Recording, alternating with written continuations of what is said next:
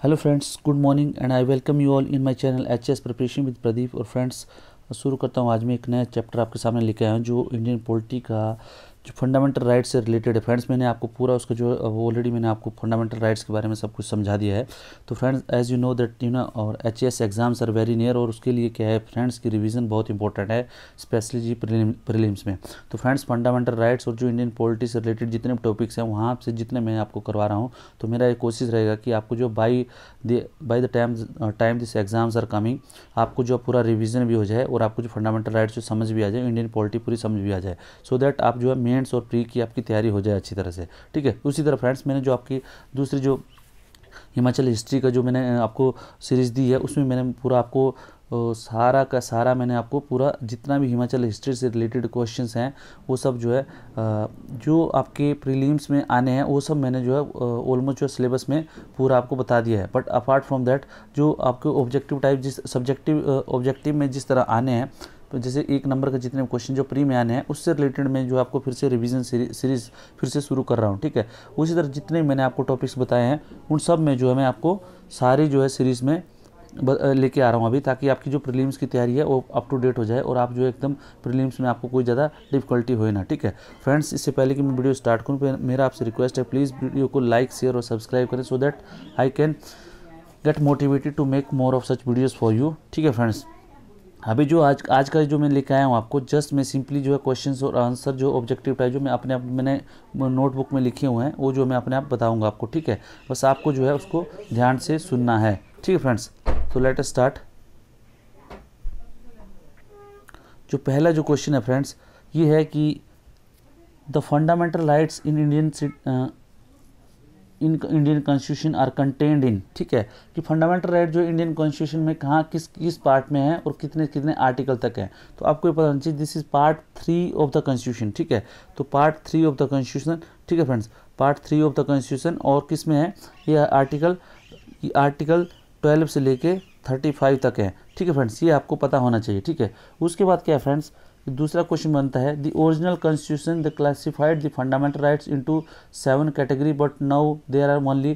पहले क्या था, जो ओरिजिनल कॉन्स्टिट्यूशन था फ्रेंड्स, वो कितनी कैटेगरीज में फंडामेंटल राइट को डिवाइड करता था, that use divide into 7th। ठीक, 7th कैटेगरी। बट अभी क्या है, जो राइट टू प्रॉपर्टी है, दैट इज आर्टिकल 31 के तहत उसको जो है फ्रेंड्स उसको क्या किया है कि उसको अभी राइट उसको लीगल राइट में रख दिया। ठीक है, उसको अमेंडमेंट कर दी गई, तो अभी जो टोटल राइट्स हैं friends, that is in 6 category. ठीक है, तो ये आपको पता होना चाहिए कि कितनी कैटेगरी में अभी they are in the 6 category. ठीक है फ्रेंड्स, अभी जो फ्रेंड्स है, which one of following has been added to the list of original fundamental rights. ठीक है, कोई ऐसा है कि फ्रेंड्स इसमें कोई ऐसा आर्टिकल है कि कोई जिसमें फंडामेंटल राइट्स में ऐड किया गया है, दैट इज़ नथिंग। ठीक है, अभी तक कोई भी ऐसा कोई कैटेगरी का राइट नहीं जिसको फंडामेंटल राइट में ऐड कर दिया गया है। ठीक है फ्रेंड्स, उसके बाद फ्रेंड्स एक और क्वेश्चन ये बनता है कि which one of following has been wrongly listed as a fundamental right. ठीक है, तो जो फंडामेंटल राइट है, आपको क्वेश्चन आ सकता है कि जैसे 4-5 जो आपको राइट बता दिए जा सकते हैं कि इसमें बता सकते हैं कि कौन सा इसमें फंडामेंटल राइट नहीं है।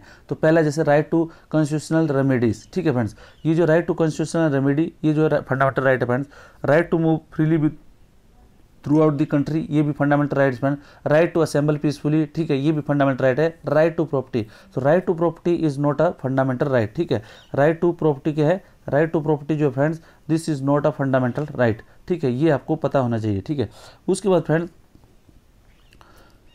जो कौन सा इसमें हमारा जो मैं आपको राइट बता रहा हूँ वो फंडामेंटल राइट नहीं है। ठीक है, दैट इज पहला क्या था, पहला क्या है कि जैसे आपका जो है पहला जो राइट है, जैसे राइट अगेंस्ट एक्सप्लॉयटेशन, ये फंडामेंटल राइट है फ्रेंड। राइट टू इक्वलिटी, ये जो आर्टिकल ये भी आपको पता है फंडामेंटल राइट है। Right to freedom of religion, ये भी आपको जो फंडामेंटल राइट है। लेकिन राइट टू स्ट्राइक, ठीक है फ्रेंड, राइट टू स्ट्राइक, ठीक है, right to strike is not your fundamental right. ठीक है, ये आपको पता होना चाहिए। ठीक है friends, which one of following since cease to be fundamental right. ठीक है, उसमें आपको बताया राइट टू प्रॉपर्टी। ठीक है, राइट टू प्रॉपर्टी जो है हमारा जो पहले फंडामेंटल राइट था, अभी जो इसको सीज कर लिया, that is now only legal right. ठीक है, तो ये क्वेश्चन आपको आ सकता है। ठीक है, उसके बाद फ्रेंड और कौन सा ऐसा फंडामेंटल राइट है जो फ्रेंड्स जो इनॉग्रेशन ऑफ कॉन्स्टिट्यूशन जो सबसे ज़्यादा लिटिगेशन में हुआ है, ठीक है, लिटिगेशन में आया, वो होगा फ्रेंड्स आपको पता है कि that is right to property, ठीक है, राइट टू प्रॉपर्टी, ठीक है। इसको पहले से फ्रेंड्स इसको राइट टू प्रॉपर्टी को तो फिर लीगल राइट में हमने कन्वर्ट कर दिया, ठीक है। अब ये फ्रेंड्स एक आपको ये थोड़ा सा एक डाउट ये होता है यहाँ पे कि what is constitutional right, what is legal right, ठीक है। और ये आपको पता नहीं, तो जो राइट जो है फ्रेंड्स हमें कॉन्स्टिट्यूशन में दिए हैं, जो इंडियन कॉन्स्टिट्यूशन में दिए थे, वो तो that is called constitutional right, ठीक है। उसी तरह लीगल राइट में जो हमारे किसी पार्लियामेंट के लॉ से बने हुए हैं उनको लीगल राइट बोलते हैं, ठीक है। उसी तरह फ्रेंड्स जो फंडामेंटल राइट का जो राइट टू प्रॉपर्टी है, किस जो फंडामेंटल राइट टू प्रॉपर्टी किस अमेंडमेंट के तहत फ्रेंड्स उसको जो है आपको जो है was dropped from list of fundamental right by the ये क्या 42nd अमेंडमेंट, ठीक है फ्रेंड्स। ये आपको पता होना चाहिए कि 42nd अमेंडमेंट के द्वारा जो है इसको फंडामेंटल राइट टू प्रॉपर्टी से जो है इसको फ्रेंड्स हटा दिया गया है, ठीक है friends. The fundamental right of the Indian citizenship पर ये क्या है फ्रेंड्स, ये क्या है outline in the act of parliament passed in 1952, ठीक है फ्रेंड्स।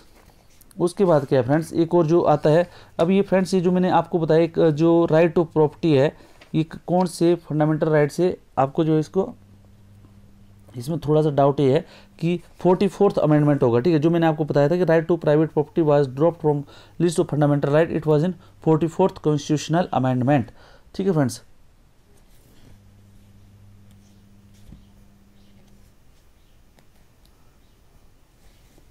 उसके बाद friends let us start the fundamental right of Indian citizenship were incorporated in और आउटलाइन इन कब एक्ट ऑफ पार्लियामेंट पास इन 1952। ये मैंने आपको फ्रेंड्स कुछ आपको बताया था कि जो फंडामेंटल राइट को आपको इंप्लीमेंट करने के लिए जो है कुछ करने आपको जो है कुछ लॉज भी डालते हैं। तो इसमें जो हमारा राइट टू सिटीजनशिप था फ्रेंड्स ये को कब दिया गया था, उसको क्या गया था जो एक्ट ऑफ पार्लियामेंट जो 1952 में पास किया गया था, इसके थ्रू जो है आपका राइट टू सिटीजनशिप के लिए ये जो आपको दिया गया था राइट, ठीक है। उसके बाद friends which of the following fundamental by describe by doctor B.R. Ambedkar as heart और सोल ऑफ द कॉन्स्टिट्यूशन, कौन सा ऐसा आर्टिकल है या कौन सा ऐसा फंडामेंटल राइट है जिसको जो है B.R. अम्बेडकर ने right of the heart and soul of constitution बताया था। ये आपसे क्वेश्चन पूछा जाता which article is the heart and soul of the constitution, ठीक है, heart and soul of the constitution, heart and soul of the constitution that is article friends 32, ठीक है friends. Article 32 that is right to article 32 क्या friends right to constitutional remedy, ठीक है, right to constitutional remedy, ठीक है। ये आपको पता होना चाहिए फ्रेंड्स।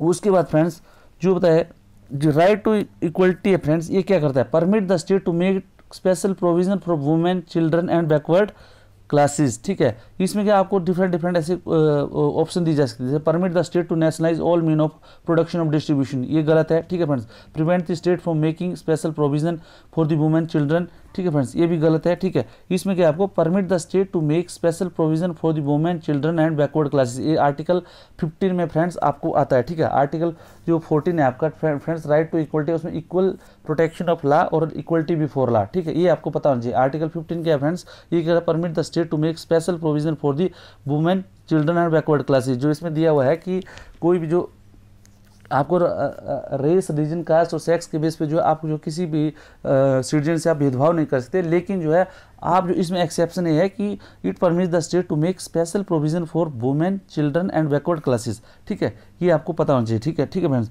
और उसके बाद क्या है फ्रेंड राइट टू जो फ्रीडम है हमारा फ्रेंड, जो राइट टू फ्रीडम है दैट इज आर्टिकल जो राइट टू फ्रीडम है that is right to freedom क्या है फ्रेंड्स आर्टिकल 19 में आता है, ठीक है। उसमें आर्टिकल 19 के तहत आपको फ्रेंड्स 6 फ्रीडम दी गई है, ठीक है, 6 फ्रीडम्स दी हैं। उसमें क्या है फ्रेंड्स, उसमें क्या है, इसको कब रिस्ट्रिक्ट किया जाता है, इसको रिस्ट्रिक्ट किया जा सकता है in the interest of security of the state, security, ठीक है फ्रेंड, सिक्योरिटी। उसके बाद क्या है in the interest of friendly relation with foreign state, और उसके बाद in the interest of public order, ठीक है। इन तीन ग्राउंड्स के अंदर और सॉवरेंटी इंटीग्रिटी और ये जो चौथा ग्राउंड है, ठीक है, इन सब और पब्लिक ऑर्डर मोरालिटी, ये सब चीज़ों के ऊपर जो है आपको जो है राइट ऑफ फ्रीडम जो है आपको रिस्ट्रिक्ट किया जा सकता है। उसके बाद friends, which one of following freedom एंड साइड in article 19 of constitution has since been abolished. ठीक है, इसमें कौन सी ऐसी, देखो पहले मैंने बताया था आपको 7 फ्रीडम्स थी friends. Out of the 7 freedoms जो है, जो अभी एक फ्रीडम जो हमें हटा दी गई है, ठीक है, वो कौन सी फ्रीडम है friend? That is freedom to acquire property. ठीक है, that is freedom to acquire, hold and dispose the property. ठीक है, जिसको बोलते हैं राइट टू प्रॉपर्टी। ठीक है, राइट टू प्रॉपर्टी, ये जो हमारे जो फ्रीडम थी इसको जो है हमारे जो एबोलिश कर दिया है। ठीक है, वो ये जो आर्टिकल 19 ऑफ द कॉन्स्टिट्यूशन थी। ठीक है फ्रेंड्स, उसके बाद क्या है फ्रेंड्स, एक और बनता है कि राइट अगेंस्ट एक्सप्लॉयटेशन क्या प्रोहिबिट करता है। ठीक है, ये क्या करता है फ्रेंड्स, ये प्रोहिबिट करता है फ्रेंड्स आपको ट्रैफिक इन ह्यूमन बींग। ठीक है friends, traffic in human being. और दूसरा क्या है, बेगार। और तीसरा क्या है, employment of children below 14 years of age in factories, mines etcetera. ठीक है, और अभी फ्रेंड्स ये जो है, और हजार्डस जो इंडस्ट्रीज है इसको भी आपको इंक्लूड किया गया है। ठीक है, तो ये आपको पता होना चाहिए। ठीक है, fundamental right of Indian citizens can be suspended by president during national emergency. ठीक है, ये आपको पता होना चाहिए। ठीक है, फंडामेंटल राइट कब सस्पेंड हो जाते हैं friends? During the national emergency. ठीक है, नेशनल एमरजेंसी के टाइम में फंडामेंटल राइट्स जो आपके कर्टेल हो जाते हैं फ्रेंड्स। ठीक है फ्रेंड्स, और उसमें फ्रेंड्स जो आर्टिकल 19 है फ्रेंड्स, वो जो है ओनली एक्सटर्नल एग्रेशन के, जब एक्सटर्नल एग्रेशन के कारण होगा तभी जो, जब अगर फंडामेंटल, जब नेशनल इमरजेंसी जो है एक्सटर्नल एग्रेशन के कारण होगी, दैट इज आर्टिकल 352 में, तो क्या होता है फ्रेंड्स, तब जो आपका आर्टिकल 19 जो है सस्पेंड होगा, अदरवाइज नहीं होगा। ठीक है friends, the fundamental right of Indian citizens have been criticised on the ground that they are hemmed in by too many restriction. ठीक है, इनका क्रिटिसिज्म किस लिए होता है कि दे आर हैम्ड, बहुत सारा उनको जो है बहुत सारी रिस्ट्रिक्शन है। दूसरी क्या, they are couched in language beyond the comprehension of ordinary citizen, जो ऑर्डिनरी सिटीजन है उनको जो समझ में नहीं आता है। ठीक है फ्रेंड्स, उसके बाद which one of following fundamental right is restrained by preventive detention act. ठीक है, ये क्या फ्रेंड्स, प्रिवेंटिव डिटेंशन एक्ट जो है किस जो है फंडामेंटल राइट को आपको रिस्ट्रेन करता है? That is right to freedom. ठीक है फ्रेंड्स, जो आपको पता है जो प्रिवेंटिव डिटेंशन से है friends, that is in article 20। ठीक है, आर्टिकल 20 जो है वो सब बताता है कि आपको प्रिवेंटिव डिटेंशन जो है कब दी कब नहीं है। ठीक है, वेदर इट्स लीगली और नॉट लीगल। ठीक है, तो ये जो आपको प्रिवेंटिव डिटेंशन से रिलेटेड है, तो ये क्या कब है? आर्टिकल 20। ठीक है, वो किसको रिस्ट्रेन करता है? आपकी फ्रीडम राइट, जो राइट टू फ्रीडम है, that is under the article 19। ठीक है फ्रेंड्स, उसके बाद the power to impose reasonable restriction on fundamental rights of Indian citizen rest with the, क्या फ्रेंड्स, कौन सी ऐसी संस्था है, मतलब कौन सी ऐसी देश में ऐसी कौन सी संस्था है जो आपकी reasonable restriction on the fundamental right जो है इम्पोज कर सकती है? ठीक है, वो क्या है? पार्लियामेंट। ठीक है फ्रेंड्स, पार्लियामेंट जो है अपना लॉ बना सकती है कि आपकी जो फंडामेंटल राइट जो है वो जो है कर्टेल कर सकती है। ठीक है फ्रेंड्स,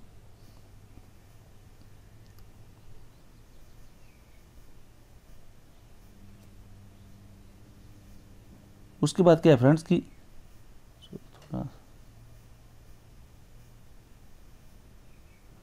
उसके बाद है कि आपका who has been vested with the power of to decide whether the restriction imposed on fundamental rights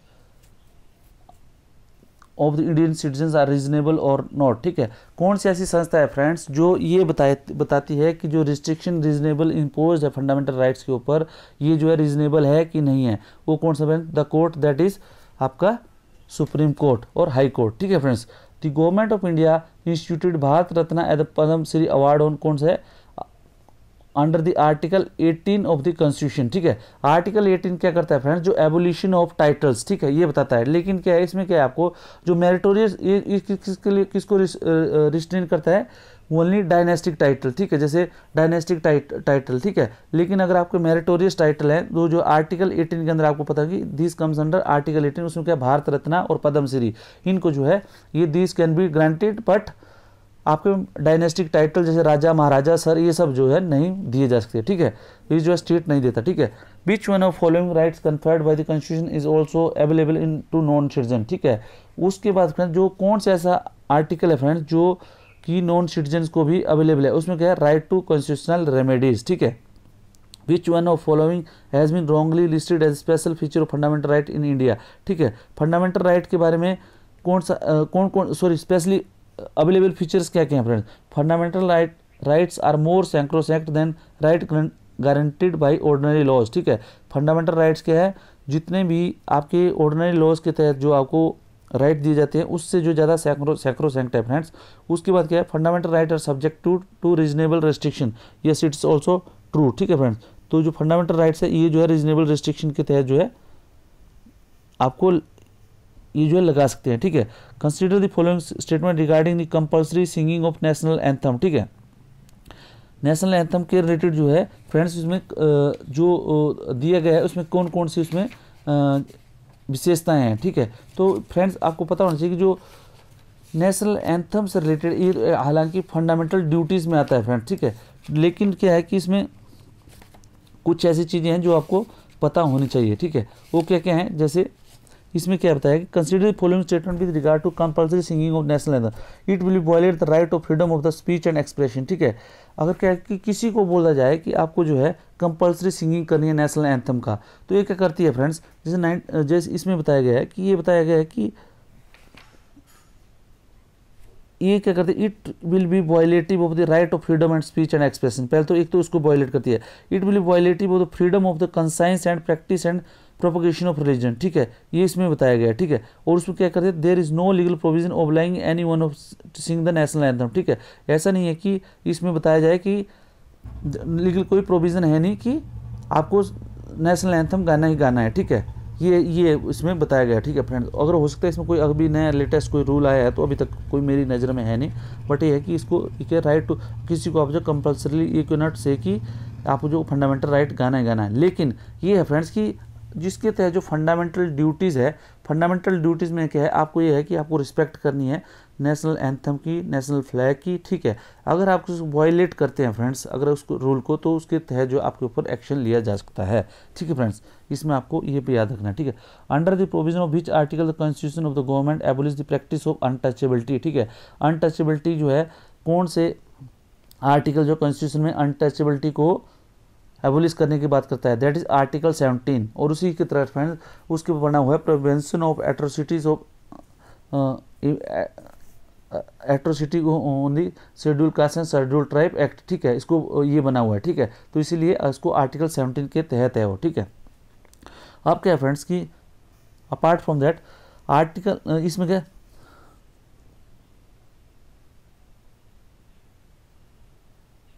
उसमें एक और फ्रेंड्स एक क्वेश्चन बन रहा है कि इन 1996 जो होता है supreme court upheld the validity of civilian awards. ठीक है, सिविलियन अवार्ड मतलब जो भी जैसे पद्म रत्न, आपको भारत रत्न, पद्म भूषण, पद्म विभूषण, ये सब जो आर्टिकल आप दे सकते, ये जो आप जो है टाइट अवार्ड दे सकते हैं। But recommended that the total award to be given each year in category should be restricted to 50। ठीक है, आप जो 50 से ज़्यादा जो उसमें ज़्यादा आप जो है ज़्यादा कोई भी 50 से ज़्यादा जो आप उस कैटेगरी में दे नहीं सकते कोई भी सिविलियन अवार्ड्स हैं। ठीक है friends, the Sikh in the India are permitted to carry kirpan under which one of following fundamental rights. ठीक है, जो सिख्स हैं फ्रेंड्स, आपको पता है कि कहीं पे भी आप जो है अगर आपको आर्टिकल 19 के अंदर जो फ्रीडम्स हैं उसमें बताया गया है कि आप जो है कहीं पे भी कैरी प्रोसेसन कैरी कर सकते हैं, पीसफुली इकट्ठे हो सकते हैं। ठीक है, राइट टू एसोसिएशन जिसको बोलते हैं। ठीक है, राइट टू मूव फ्रीली।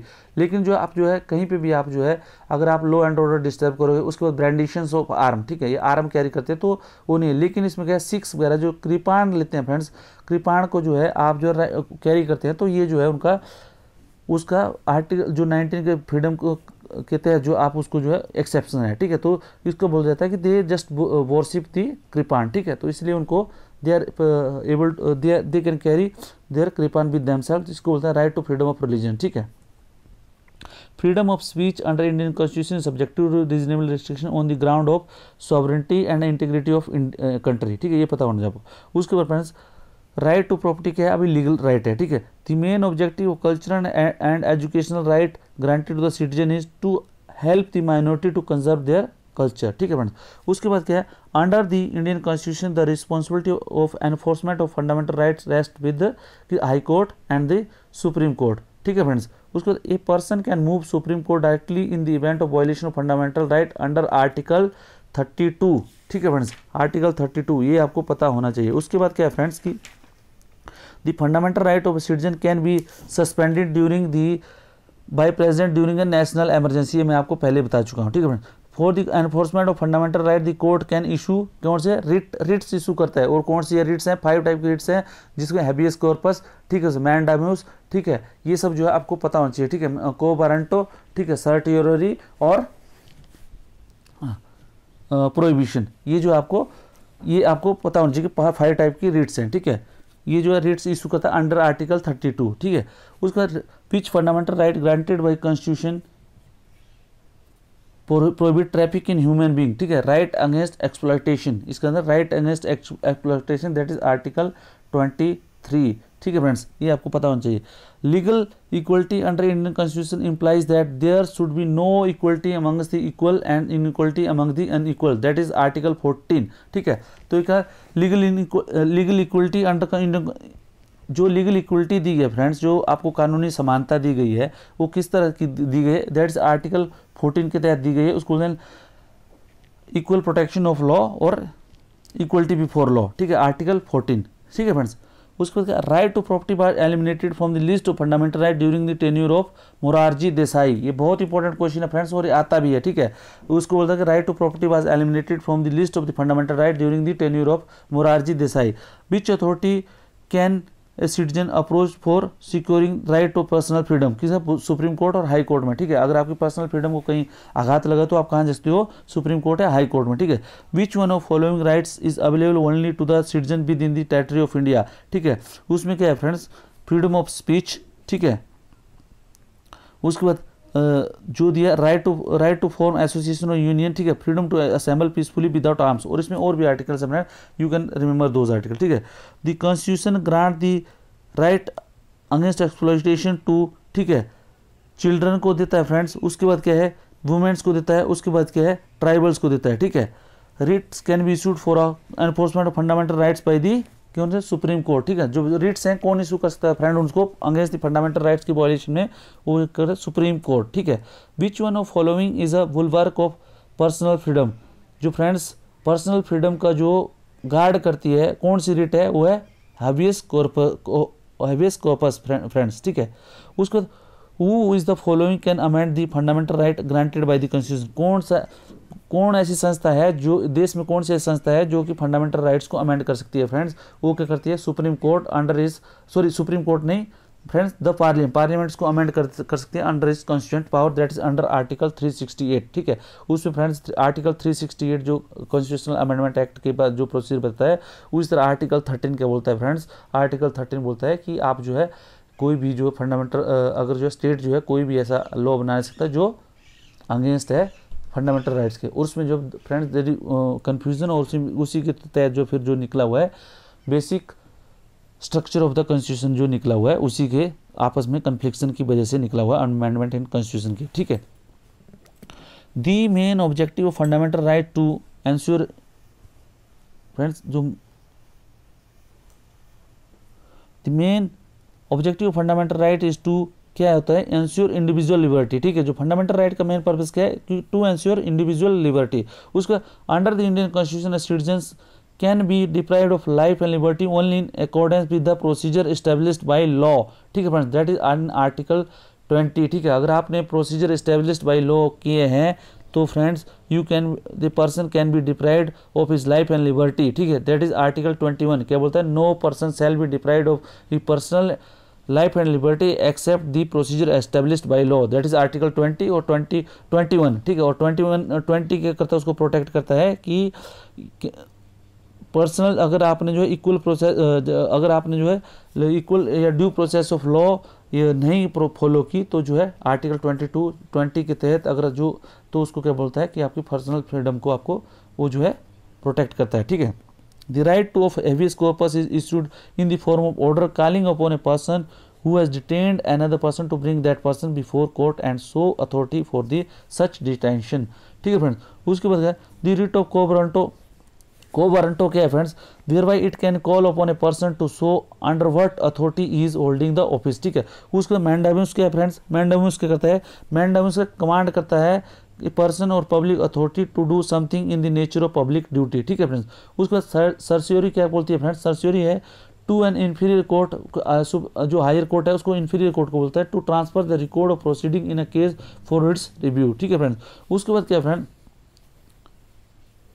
और you may have the body, ये कौन सी रिट्स में, रिट्स का मतलब होता है दैट इज हैबियस कॉर्पस का। ठीक है, उसका प्रोहिबिशन किस में, प्रोहिबिशन बोलती है to prevent an inferior court और tribunal from exceeding its jurisdiction और acting contrary to the rules of natural justice. उसका which one of following writs literally means what is your authority, ये क्या बोलती है, को वारंटो। को वारंटो क्या बोलती है, व्हाट इज योर अथॉरिटी। ठीक है, तो ये जनरली पूछती है। Fundamental right of Indian citizens were added to the constitution by fundamental duties. Fundamental duties है 44th अमेंडमेंट एक्ट में। ठीक है, ये जो फ्रेंड्स अभी मैंने बताया आपको जो रिगार्डिंग जो है फंडामेंटल राइट्स के बारे में जो आपको क्वेश्चंस आ सकते हैं। अपार्ट फ्रॉम दैट मेरा आपसे रिक्वेस्ट है फ्रेंड्स कि जो फंडामेंटल राइट्स के बारे में जितना भी चैप्टर है प्लीज़ आप उसको अच्छी तरह से पढ़ लें। इससे क्या होगा कि आपको डेफिनेटली यहाँ से क्वेश्चन 1 या 2 क्वेश्चन पक्का आते हैं। ठीक है, विल कंटिन्यू विद और रिविजनल क्लासेस। ठीक है, और उसके बाद मैं आपको मेंस की भी तैयारी करवाता रहूँगा फ्रेंड्स। मेरा आपसे रिक्वेस्ट है प्लीज़ लाइक शेयर और सब्सक्राइब जरूर करते रहें। Thank you.